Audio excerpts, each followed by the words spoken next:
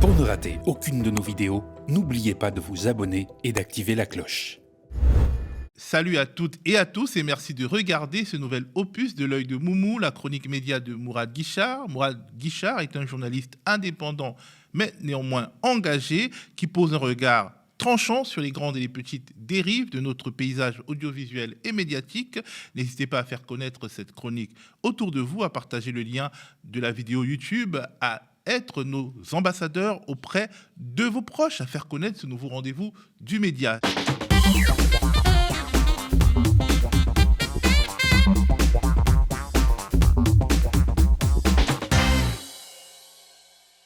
Salut Mourad. Bonjour à toutes et à tous, bonjour à toi Théo.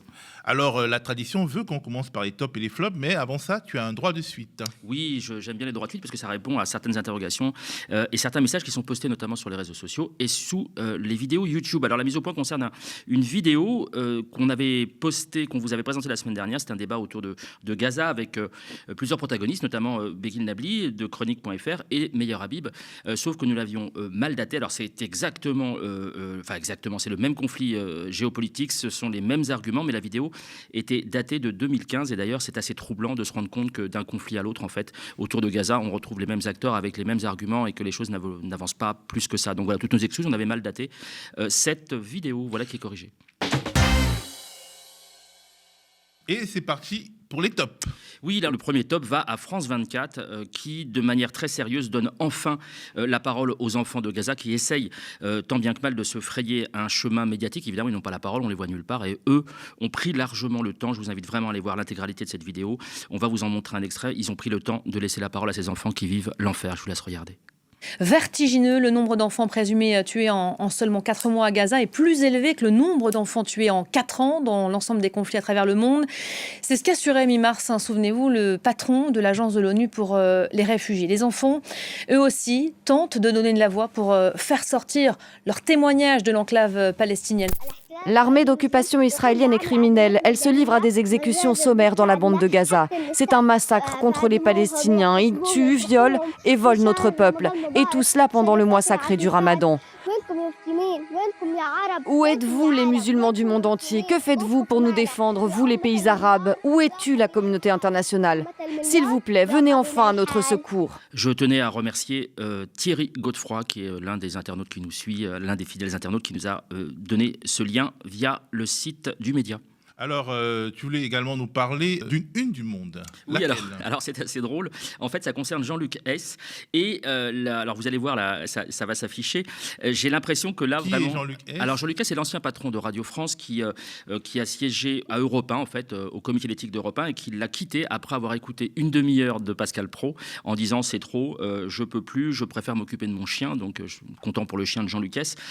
Mais là, vraiment, on a l'impression que la parodie médiatique est dépassée par la réalité. Je vous laisse regarder cette une, elle est tout à fait savoureuse, on dirait du Gorafi dans le texte. Le Monde toujours sur un autre sujet. Oui, Le Monde, alors c'est un top parce qu'ils ont enfin, on en a parlé à plusieurs reprises dans cette chronique, ils ont enfin débunké de manière catégorique l'affaire des 40 bébés décapités, qui auraient été, donc les bébés israéliens qui auraient été décapités le 7 octobre de l'année dernière.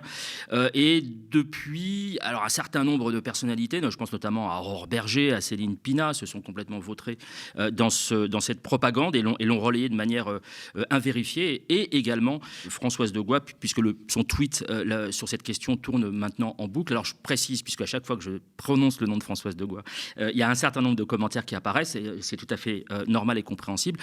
Je n'apporte des critiques que sur des faits très précis et des paroles très précises et des écrits très précis, notamment sur l'affaire de Gaza et depuis le 7 octobre. Je peux être d'accord avec elle sur d'autres sujets. Il est questionné de manière assez régulière aussi le fait qu'elle soit présente sur le plateau du média. Je trouve, moi, personnellement, que voilà, quand elle est là, elle n'est pas tout à fait en roue libre, puisque par exemple, il y a de manière régulière Paul Hellec en face d'elle qui vient corriger le tir. Donc, si elle avait aucun contradicteur, comme sur d'autres antennes ou d'autres chaînes, je comprendrais qu'il y a un malaise. Moi, je trouve, pour ma part, que c'est plutôt équilibré, que sa présence, finalement, a une contradiction, et sa parole a une contradiction que je trouve utile au débat public. Et parmi ces personnalités, évidemment, on retrouve Caroline Fourest. Je vous laisse alors écoutez bien ce qu'elle va dire, parce qu'elle va en plus argumenter de manière imparable le fait que ces 40 bébés décapités est bien une information vérifiée, et vérifiée par qui? Des gens qui ont été violés, des gens qui ont été assassinés, des gens qui ont été brûlés. Juste sur le kibbutz en question, de ce que j'entends de la journaliste d'I24, elle commence par dire il y a 40 enfants tués. Ensuite, on a dit il y a 40 bébés décapités. Et visiblement, ça vient d'être confirmé aujourd'hui par, je crois, une source des autorités israéliennes. Il y a bien 40 enfants qui ont été tués et des soldats ont vu quelques enfants décapités. Ton top 4 fait une hola, un journaliste du Figaro, un quotidien de droite qui n'est pas du tout sur la même ligne éditoriale que le Média. Non, alors c'est le moins qu'on puisse dire, mais là vraiment je tiens à rendre hommage à ce journaliste qui a pris des risques insensés pour faire son travail d'information, puisque un jour son scooter est tombé en rade et qu'il a dû prendre le métro, et ça nous a donné un article absolument extraordinaire, une enquête absolument extraordinaire titrée « À Paris, l'enfer, c'est le métro », et voilà ce qu'on peut lire, je vais vous en lire un extrait, on va le voir apparaître à l'écran. Le nez collé à la vitre gluante de la porte, un supplice qui dure une vingtaine de stations, les passagers ont tous un casque sur la tête, tout le monde regarde son téléphone. On se souvient ému du temps jadis où la majorité des adultes lisaient un journal. Pour ajouter à la peine, comme disait Édouard Balladur, lorsqu'il a emprunté le RER, il fait une chaleur d'enfer avec les vêtements d'hiver, c'est intolérable. Il faudrait venir en débardeur le soir au retour. Même combat. C'est une torture. Le lendemain, autre option, l'autobus. Je vous laisse lire la suite parce que moi je peux pas. Il y a des questions émotionnelles qui me submergent littéralement. Alors ouais, c'était un top ironique. Et c'est parti pour les flops avec BFM TV qui est épinglé le premier. Oui, une nouvelle fois, j'ai envie de dire. Alors, au moment de l'affaire Villepin, lorsque l'ancien Premier ministre en fait, avait évoqué le fait qu'il était difficile pour les acteurs américains, notamment, qui ont été sanctionnés d'ailleurs, certains parmi eux, de prendre position pour Gaza, et que ceci, du fait en fait de la pression des patrons de studios, des patrons de presse, des patrons de médias, et ça avait été qualifié par BFM TV d'antisémitisme, un peu comme avait fait d'ailleurs Rutel Krief en son temps, qui l'avait également qualifié d'antisémite, ce qui évidemment n'est pas correct, n'est pas exact, n'est pas juste. Et le Conseil de déontologie journalistique et de médiation, le CDJM, vient justement de l'épingler, notamment sur alors on va voir l'image de la décision rendue que vous allez pouvoir consulter sur le site du CDJM. Notamment 2 points ont été soulevés. L'affaire de la domination juive, ce que n'a jamais sous-entendu ni prétendu Dominique de Villepin, et l'affaire de ce serait venu d'un petit arabe de banlieue, on aurait compris, qui évidemment est proprement et simplement raciste. On continue avec Éric Nolot, que tu épingles. Alors là, Éric Nolot, c'est un florilège en fait en ce moment, puisqu'il sort un bouquin, alors évidemment encore à charge contre la gauche. Alors Nolot est officiellement de gauche, toujours, il le dit, c'est la gauche républicaine, la gauche laïque, ainsi de suite, sauf que il fait plutôt copinage avec des gens peu fréquentables, comme par exemple Alain Soral ou Jean-Marie Le Pen, et tous les bouquins qu'il fait, c'est toujours contre des gens de gauche, en l'occurrence Jean-Luc Mélenchon ou Sandrine Rousseau. Donc là, il fait le tour des plateaux et des studios, et je vous laisse regarder un certain nombre de ces délires. C'est un petit florilège qu'on vous a préparé, notamment lorsqu'il évoque l'homosexualité refoulée de Jean-Luc Mélenchon. Entre guillemets. Bien sûr. Homosexuel refoulé. Oui. Je tiens beaucoup à ce passage. Oui, je ne trahis pas votre pensée, on est d'accord. Tout ça, vous lui reprochez. Hein. Oui, tout à fait. Enfin, pour tout de suite faire un sort à homosexualité refoulée, parce que ça peut surprendre quelques lecteurs, j'élargis le propos à une certaine gauche qui est absolument fascinée par les figures viriles toxiques. Alors le délinquant, vous savez, le Julot, fais-moi mal Johnny, ils sont fascinés par les délinquants, ils sont fascinés par les imams intégristes qui ont une idée de la femme tout à fait particulière. Parce qu'il faut quand même rappeler de quoi M. Mélenchon est le nom. Il est le nom d'une trahison. C'est quelqu'un qui a bradé toutes ses convictions, tous ses idéaux contre une pêche aux voies islamo-gauchistes. C'est quelqu'un qui a tué la gauche, enfin la gauche authentique, celle dont je me réclame. Il a tué la gauche pour la remplacer par l'extrême gauche, c'est-à-dire la coalition baroque et contre nature d'ailleurs, des wokistes et des islamistes. Baroque, c'est le nouveau mot à la mode pour dire ridicule. Oui, c'est ridicule, mais c'est un peu plus que ça, c'est tragique. C'est pas sympa pour le baroque, que ce soit pour l'architecture ou pour la musique. Non, j'ai beaucoup de respect pour le baroque, mais moins pour les combinaisons baroques. Et quand vous associez dans votre électorat des wokistes et des islamistes, les seconds nommés ne rêvant que d'égorger les premiers nommés, en effet, le mot baroque me vient à l'esprit, mais d'autres aussi. Bon, voilà. Mélenchon a fait de l'antisémitisme l'outil principal de sa conquête du pouvoir. Désormais, il n'y a plus aucune limite. L'antisémitisme ne s'arrête même plus au massacre du Hamas. L'antisémitisme ne s'arrête même plus au fait d'inscrire sur sa liste une militante pro-palestinienne qui réclame en fait la Palestine de la rivière à la mer, c'est-à-dire la disparition d'Israël. Solide dans les valeurs, la gauche laïque, démocratique, républicaine, antitotalitaire, et sociale. l'autre qui est dans un train qui part vers l'islamo-gauchisme. qui part vers l'islamo-gauchisme, sauf qu'on ne sait pas quel est le terminus. Oui. Parce que, est-ce que le terminus, c'est de dire que le Hamas est un mouvement de résistance ? Est-ce que le terminus, c'est de prendre sur sa liste aux européennes une activiste ? Là, on est déjà arrivé, oui, c'est déjà dit. Oui, mais ça, c'est pas le terminus. C'est-à-dire que ça ira de plus en plus loin. Oui. Et malheureusement, l'antisémitisme, la compromission jusqu'au bout avec l'islamisme est désormais le seul programme de la France insoumise. Les femmes de la France insoumise, il n'y en a pas beaucoup à sauver. On dirait la résurrection des tricoteuses de la Révolution française, qui attendaient que les gens montent à l'échafaud en faisant le tricot. C'est méprisant, non, mais non, c'est pas méprisant, c'est de mettre en avant ces gens-là qui est méprisant. C'est pas ce que veut ce n'est pas ce que veut le peuple. Le peuple old school, ce n'est pas ce qu'il veut. Éric Nolot, ah oui, old school, ça, d'accord. Le peuple old school, oui, mais old school, il veut Edith Piaf, elle est morte, je suis désolé. Voyez votre mépris. Old school. Voyez le mépris. Non, mais old school. Un méprisant ennemi. Il voulait Edith Piaf, Charles Trenet. Non, sont morts. Le peuple old school, il ne veut pas Edith Piaf. Ah, mais old school, ok. Il veut juste ne pas être représenté par Ayana Nakamura. Il y a Nakamura. Nakamura, excusez-moi. Nakamura. Ben voilà, c'est une psychanalyse gratuite du docteur Nolot. Oui, alors on se demande encore, et toujours, ça fait partie comme ça des choses qui reviennent sur le tapis, on se demande pourquoi on l'invite, à quel titre on l'invite. Il a été effectivement... Auteur. Oui, il a été auteur, il a créé des boîtes d'édition qui se sont écroulées, il a été condamné dans une affaire d'escroquerie. Je ne suis pas sûr que ce soit la personne la plus qualifiée pour venir donner des leçons de morale à qui que ce soit sur les plateaux télé. Et le flop 3, c'est sur une affaire de saisie de drogue. Oui, alors je vais vous montrer un extrait de BFM TV, mais c'est vraiment énormément de médias, y compris le service public. Je pense à France Info notamment. Ce serait intéressant de saisir la médiatrice. On a retrouvé donc chez la maire d'Avallon, donc qui est une femme. La maire d'Avallon, on a retrouvé un certain nombre, alors à l'heure à laquelle je parle, on n'a pas encore les détails très précis, mais elle est en garde à vue, ainsi que ses frères, qui sont, dit-on, des dealers notoires. On a retrouvé un certain nombre, une certaine quantité de drogue, de l'argent en quantité également de l'or, si j'ai bien compris.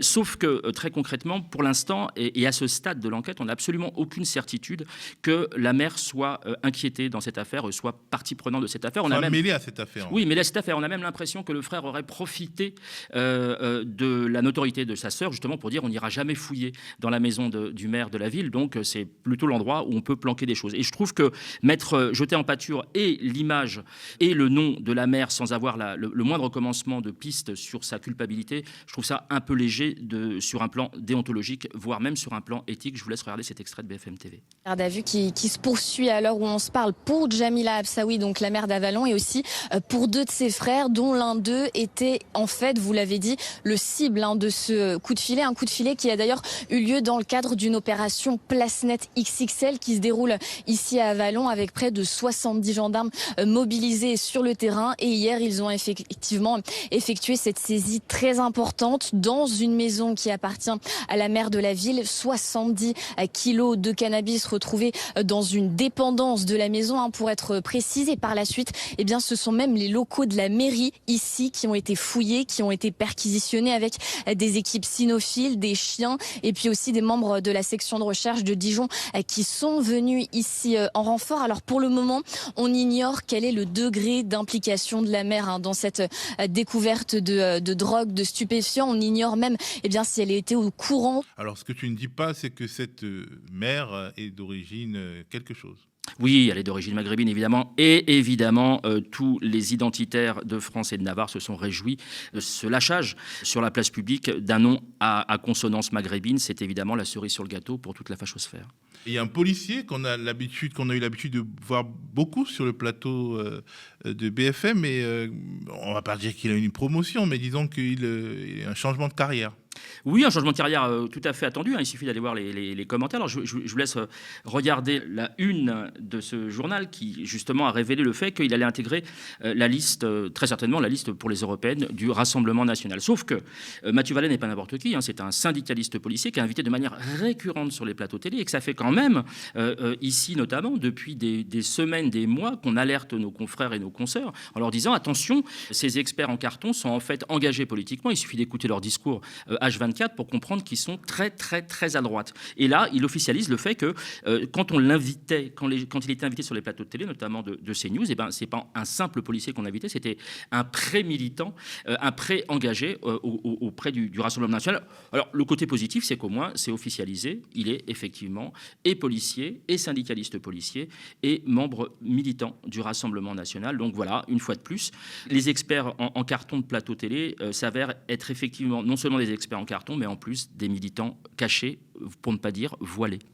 Pour ton dernier flop, tu t'es intéressé à un officier supérieur général d'armée qui est historien à ses heures perdues. Oui, alors c'est très surprenant parce que le général Richoux, que j'entends de temps en temps intervenir sur un certain nombre de faits géopolitiques du moment, il est plutôt pas hors sol, il n'est pas idiot, il sait de quoi il parle. Et puis là, d'un coup, il nous refait l'histoire de la Seconde Guerre mondiale, et notamment celle du régime nazi, avec une espèce de nuance particulière qui donne l'impression très forte, je vais vous laisser juger, que tout aurait commencé en 1944. Ça rappelle quand même un petit peu la folie montante du régime nazi pendant la guerre. Oui. C'est-à-dire qu'au début de la guerre, Adolf Hitler, il a des buts de guerre, il est assez rationnel. Et puis, ça se passe pas bien avec l'Angleterre qui veut faire capituler, qui continue la guerre. Et à partir de 42, le régime s'emballe. La rhétorique s'emballe. Et puis après juillet 44, c'est un vrai régime paranoïaque qui réprime, etc. Et on sent quand même cette logique. Mais voilà, puisque c'est un général qui le dit. Oui, on va dire ça comme ça, mais c'est très particulier. Je pense qu'il ne s'est pas rendu compte de ce qu'il développait comme idée assez saugrenue, que tout aurait commencé en termes de violence et de répression un an avant la fin de la guerre. C'est désormais le temps de la rubrique au microscope. Et nous allons évoquer, dans le cas de cette rubrique au microscope, une personnalité, enfin peut-être pas une personnalité, mais un personnage médiatique qui est surtout connu par son prénom. Oui, elle s'appelle Mila, donc c'est une jeune femme qui, il y a 4 ans de cela, était donc une adolescente, qui s'est retrouvée sur les réseaux sociaux à commenter. Alors c'est une espèce de chat où les gens peuvent intervenir, poser des questions. La personne se met, elle, en avant, vedette en fait, c'est elle qui est au centre des discussions.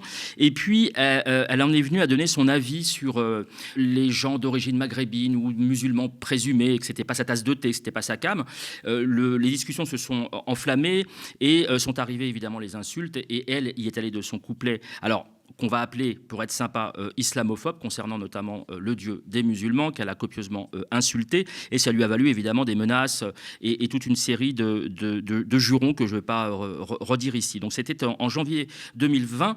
Elle a évidemment, puisqu'elle s'en est pris aux Arabes, obtenu le soutien du club du Printemps républicain, Malka, Fourest, Eindhoven, et tout ça nous fait penser quand même, on va les voir d'ailleurs à l'Assemblée nationale, tout ça me fait penser un peu à l'affaire Amin El-Khatmi qu'on avait ici abordé, à savoir l'ancien président du Printemps républicain qui avait été mis en avant par cette même équipe, donc il avait été instrumentalisé par cette même équipe, et il a fini évidemment proche du Rassemblement national, voire de Zemmour, et on a l'impression que tout ça est un peu une fabrique, pardon pour l'expression, mais une fabrique à fachos, et ça pose vraiment question sur la manière dont ces jeunes sont instrumentalisés, utilisés, et in fine, on se rend compte qu'il y a une dérive lente, mais certaine, et que c'est ce qui se passe actuellement pour Mila, qui a été invitée donc par Apolline de Malherbe la semaine dernière. Bien évidemment, on peut s'interroger sur pourquoi est-elle invitée et pourquoi est-elle ainsi montée en épingle. Alors, on peut aussi surtout se poser la question, quelle légitimité, pourquoi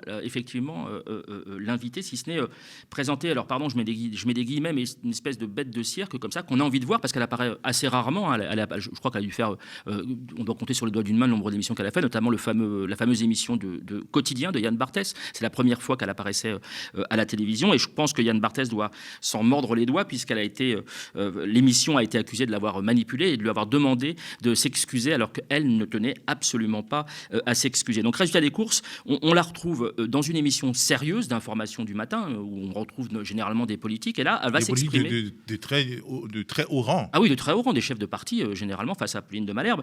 Sauf que là, on va retrouver une jeune femme qui n'y connaît pas grand-chose et qui va dire les choses à peu près au doigt mouillé, alors qu'elle a quitté l'institution, par exemple, de l'éducation nationale depuis 4 ans. Elle a quand même un avis sur ce qui s'y passe. Je vous laisse écouter.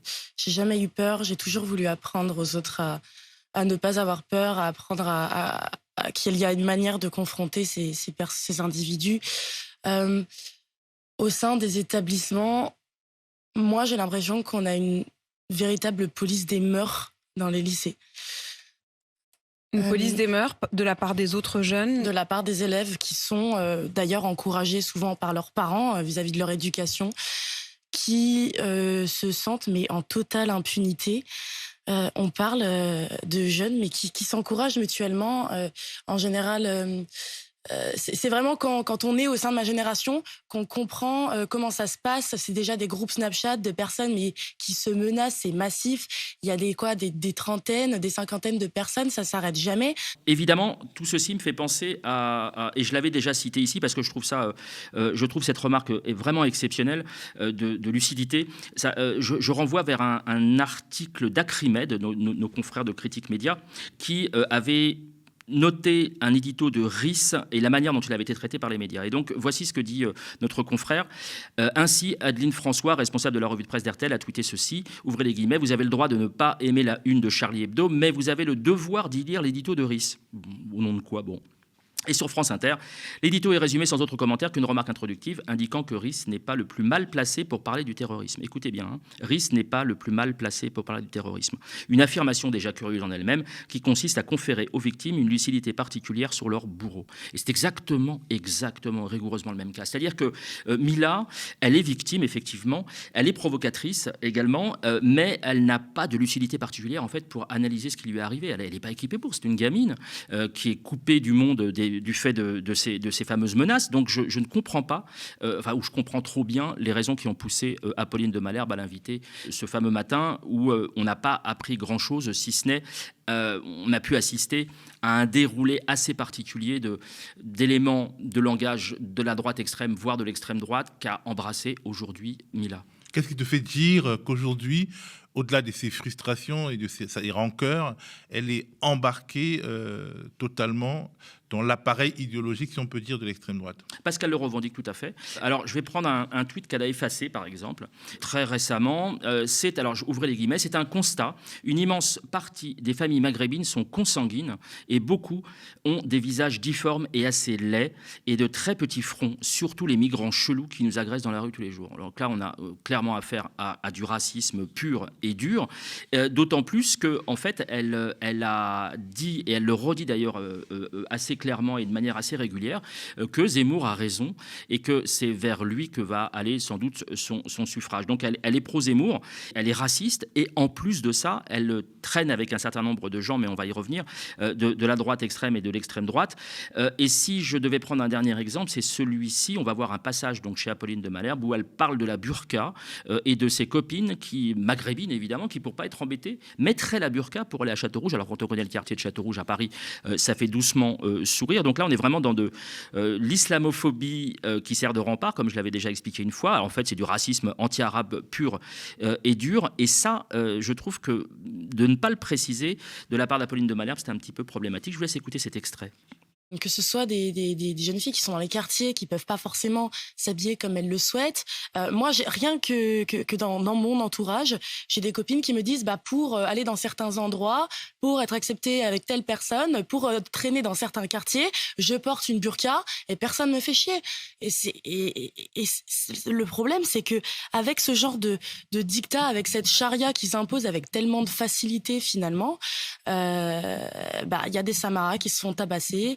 Ce que vous combattez, Mila, c'est cette pression considérable, comme vous, si j'en crois ce que vous dites, y compris sur certaines de vos copines qui disent « En fait, je porte même la burqa pour juste qu'on me laisse tranquille, pour pas qu'on me fasse chier, pour reprendre votre mot ». Quand elles vont acheter leurs extensions dans des quartiers afro, elles sont obligées de s'habiller de cette façon-là pour pas avoir de problème.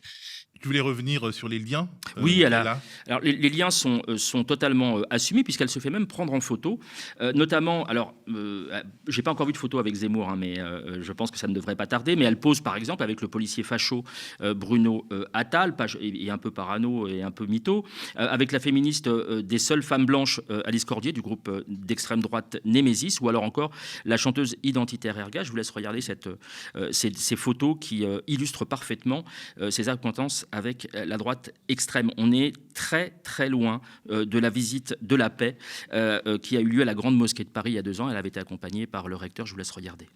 Donc on va commencer la visite par ce beau minaret que tu vas grimper. Ça c'est le minaret. Ouais. Et on va aller en haut? Ouais. Tu veux? Tu n'as pas de problème de vertige? Non. Ok. Allez, vas-y. Ça va. Allez. Merci.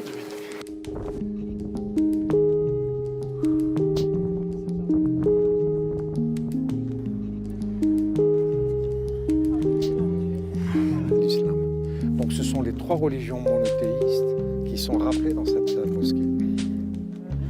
J'ai jamais réellement visité une mosquée, encore moins celle-ci, donc je découvre carrément et ça me fait plaisir. C'est une visite amicale et puis ça marque une sorte de trace de paix et c'est vachement important pour moi et pour nous, je pense.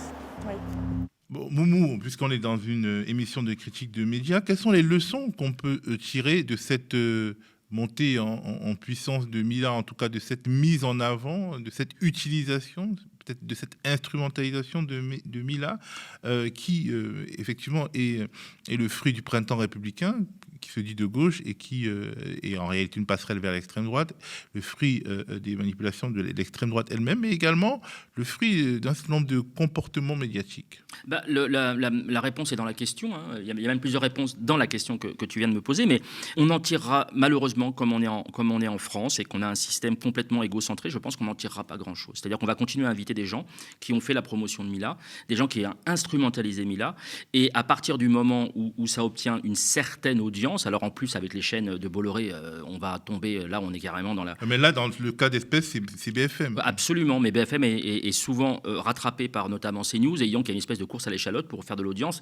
Et évidemment, quand on invite Mila, on sait, la preuve, nous en sommes la preuve vivante, on sait que ça va faire parler.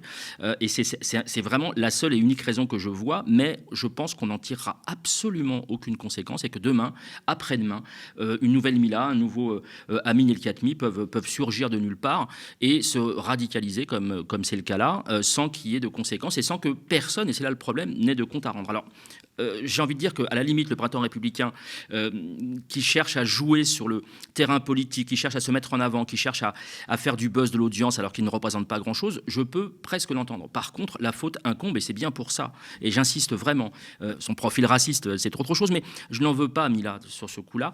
Je pense qu'elle s'est fait encore instrumentaliser. Je pense souvent au célèbre film Fricks, avec ce directeur de cirque qui va utiliser des gens qui ont des problèmes physiques, des sœurs siamoises, l'homme tronc et compagnie, qui va les exhiber dans un cirque et vont finir par se révolter contre ce fameux directeur qui les utilise. Je pense souvent à cette image parce que ça me fait vraiment penser à ça. Le parallèle me semble pas saugrenu, mais je pense que ça se reproduira sans que la profession ne réagisse, puisque l'audimat, c'est ce qui prime avant tout, et l'éthique et la déontologie sont très souvent placées sous le tapis pour éviter d'avoir à se regarder dans la glace.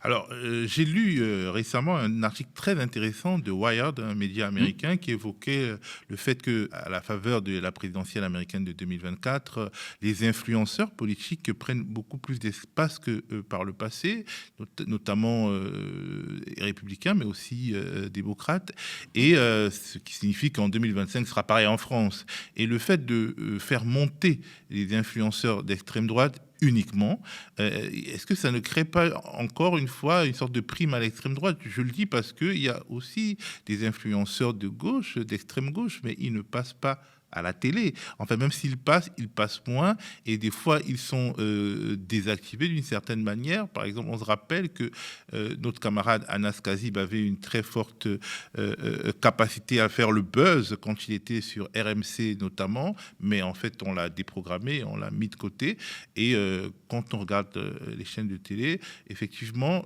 l'influenceur d'extrême droite qui a le plus réussi, c'est Éric Zemmour, puisqu'il a été candidat à la présidentielle, notamment grâce à la notoriété qui lui a été faite par CNews, enfin, en tout cas qui a été entretenue, parce qu'il avait déjà de la notoriété, par Bolloré. Et aujourd'hui, cette manière de faire, de mettre... parce qu'effectivement, quand on te voit à la télé, tu es plus visible sur tes plateformes, des réseaux sociaux. Est-ce qu'il n'y a pas quelque chose encore qui montre à quel point les médias mainstream travaillent à la prise de pouvoir, tout simplement, de l'extrême droite? Oui, ça ressemble fortement à ça, d'autant que quand on est influenceurs de gauche ou d'extrême gauche, on va appeler ça comme vous l'appelez comme vous voulez, et il y a un travail pédagogique beaucoup plus important. Il y a un travail d'explication de ce qui se fait régulièrement autour de cette table. On décortique l'information, on décrypte, on explique pourquoi, notamment les politiques, je pense à Bruno Le Maire par exemple, pourquoi il a menti, pourquoi il s'est dédié, pourquoi est-ce qu'il s'est planté. On essaie d'analyser les conflits, les grèves, enfin toute une série de choses, alors que quand on est de droite ou d'extrême droite, on n'a pas besoin de ça. Il suffit d'avoir quelques punchlines, quelque chose complètement invérifié ou invérifiable, des chiffres sur la délinquance des étrangers, des immigrés, enfin toute une série de choses comme ça qu'on peut balancer sur la table, qui vont faire le buzz à pas cher et qui vont satisfaire, je pense, une frange malheureusement beaucoup plus importante des téléspectateurs ou des gens qui écoutent la radio ou qui regardent les réseaux. Rien ne prouve que les téléspectateurs préfèrent les influenceurs d'extrême droite. On ne leur montre que ça. Oui, on leur montre que ça parce qu'il y a derrière l'aspect idéologique... Surtout ça, c'est exagéré de dire que ça. Oui, non, mais derrière l'aspect idéologique de promotion des idées de droite et d'extrême droite, il y a aussi le résultat. Et le résultat, on le voit vraiment notamment sur les réseaux sociaux. On voit que dès qu'il y a une petite phrase, un petit clash qui va faire le buzz, que ce soit sur C8 ou que ce soit sur RMC ou sur BFM TV ou sur CNews, ça va beaucoup plus tourner que, par exemple, le positionnement réfléchi sur peut-être un 52 minutes ou sur 1 heure d'un influenceur. Je n'aime pas trop le terme influenceur, mais enfin, de quelqu'un qui pose les choses et qui soit de gauche, va avoir beaucoup moins d'audience, malheureusement, et on le voit avec les chiffres du nombre de vues, va avoir beaucoup moins d'influence et va être moins repris, parce qu'il y a aussi la question de la reprise. C'est-à-dire qu'aujourd'hui, l'extrême droite, ce n'est pas que la télé, ce n'est pas que la radio, c'est pas que Europe 1, c'est pas que le journal du dimanche, et ainsi de suite. C'est le remix sur les réseaux sociaux, oui, notamment sur Twitter, des contenus diffusés par la télévision. Absolument, ils ont créé une toile, une véritable toile, c'est une pieuvre qui peut, en quelques clics, faire tourner une fausse information délivrée par un influenceur d'extrême droite en quelques clics, en quelques minutes. Ce qui est malheureux, enfin ce qui est consubstantiel au système des réseaux sociaux, c'est que même pour s'indigner de ce qu'ils disent, on les retweet. On leur fait la pub comme nous le faisons présentement, cher Théo. Mais nous le faisons en espérant donner une autre grille d'analyse, sachant que de toute façon le buzz est déjà là. As-tu un coup de cœur aujourd'hui, Moumou ? Oui, alors je vous avais parlé, alors vous connaissez, si vous regardez cette émission régulièrement, mon appétence pour la radio en général et pour France Musique en particulier. Et là, j'ai croisé la semaine dernière, c'était vendredi 5 avril sur France Musique à 17h, une émission qui s'appelle Star du classique, 1 heure avec un compositeur. C'est animé par l'excellentissime Aurélie Moreau et c'était dédié à Sibelius, donc qui est un compositeur finlandais, qui est l'un des principaux compositeurs finlandais. Alors Sibelius a plusieurs forces. C'est à la fois un immense compositeur, mais en même temps, il a une puissance politique, puisqu'il a écrit notamment pour réclamer l'indépendance de la Finlande à l'époque où la Russie était présente. Et puis, il a également, c'est également avec Ole Bull, Carl Nielsen, Edvard Grieg ou Ole Olsen, c'est vraiment l'un des ambassadeurs de la musique scandinave, et donc notamment la musique romantique. Je vous laisse écouter cette émission. Là, on va voir les coordonnées de l'émission à l'écran. Alors ça, c'est sur le fond. Sibelius, cette émission est absolument extraordinaire. Alors sur la forme, mon coup de cœur va vraiment à Aurélie Moreau parce qu'elle a une voix absolument extraordinaire. Alors si vous aimez par exemple la voix de Fabrice Drouel ou de Pierre Bouteiller, l'ancien patron de France Musique, ou même de Rebecca Manzoni, je vous demande vraiment de tendre l'oreille, comme dirait son collègue Christophe Dillis. Cette voix, on se demande parfois si la radio, la TSF n'a pas été créée pour Aurélie Moreau. Je vous laisse écouter un extrait. Et nous, on va terminer cette émission avec la célèbre valse triste. Sibelius la compose en 1903 dans le cadre d'une musique de scène qui devait accompagner un drame écrit par son beau-frère. Et c'est avec cette valse triste que Sibelius s'est fait connaître, bien au-delà des frontières finlandaises. On arrive désormais à l'heure des remerciements. Oui, alors ces fameux remerciements qui sont visiblement attendus, et je vous remercie beaucoup pour les retours de ces remerciements, mais je vous promets, je vous assure qu'ils sont absolument mérités. Alors, il y a parfois des noms un petit peu compliqués. Sur mon compte Twitter, je reposte évidemment tous les comptes, il suffit d'aller cliquer et idéalement suivre ou se nourrir de ces informations. Alors, j'avais parlé la semaine dernière de Boson Velu et j'avais dit que c'était avec un Z. Non, c'est avec un S, donc pense sur le bec. Clamart, Insoumise, Catherine Albertini, Slim, sans E, The Rachid Billy, Dominique Lopez, De Nitro, alias Nitro Politique, Marisa Tiné, Coste 13, Roig Inès 1, Seb Astien, en 2 mots avec un H devant Astien, l'ours de Paris, Amo Clofer, Sand Zara avec 2 A, Emma alias Maninouchou Vogelsong, Greg alias Ovo Iso, Maa Kala, Lorti TNA, Nadia El Mansour et Louis Friends. Merci et un coup de chapeau pour leur travail à toutes et à tous. Merci à toi aussi, Moumou. C'est un plaisir d'avoir co-animé cette émission avec toi. Merci à vous d'avoir regardé l'œil de Moumou sur le média, sur le canal 350 de la Freebox, sur YouTube ou sur notre site internet. Et on vous rappelle que le média, votre média, ne vit que des abonnements de soutien et des dons de celles et ceux qui l'aiment et le soutiennent. Alors, si vous le pouvez, allez sur le mediatv.fr/soutien et donnez-nous de la force. Donnez-vous de la force. Restez connectés aux médias.